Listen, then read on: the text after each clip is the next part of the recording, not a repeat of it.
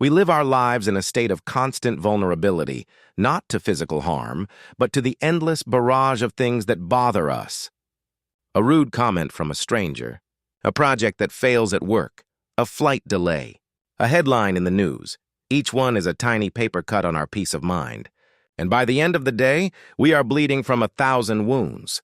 We believe this is the price of living in the world, that our inner peace is a fragile thing, held hostage by external events and the whims of other people. But the ancient Stoics taught that this is a profound illusion. It is a prison whose walls are built by our own hands, and they offered a single, powerful key to unlock the door and walk free forever. This key is not a technique to change the world, but a principle that changes the very architecture of your mind, making you immune to the disturbances that once held you captive. The first step in finding this key is to dismantle the great deception we live under, the belief that external things have the inherent power to upset us. They do not. The insulting word is merely a vibration in the air. The traffic jam is just a collection of metal on a road. The criticism is simply an arrangement of pixels on a screen. The Stoics taught that all external events are, in and of themselves, neutral. They are like a blank screen, devoid of any emotional color.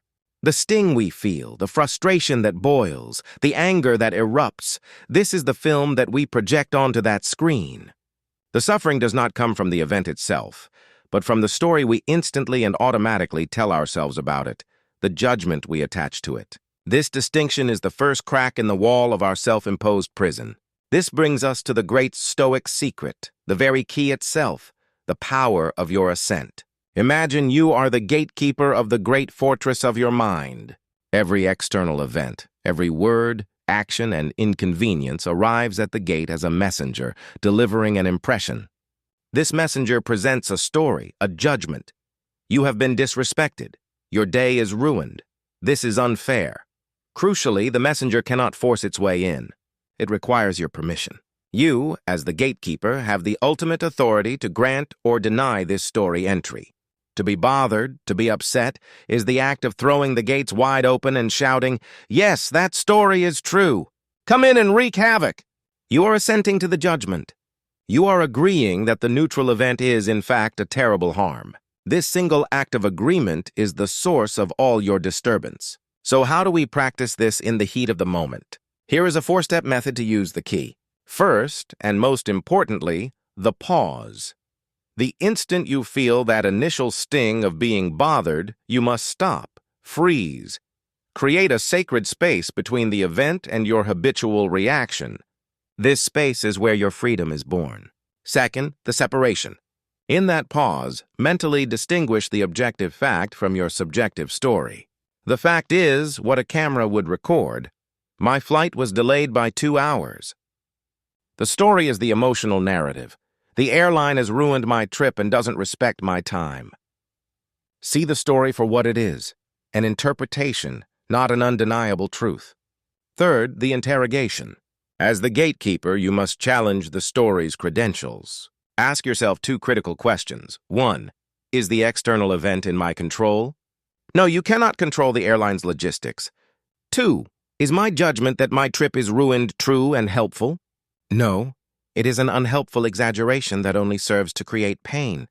Finally, the decision. With this clarity, you make a conscious choice. You withhold your assent.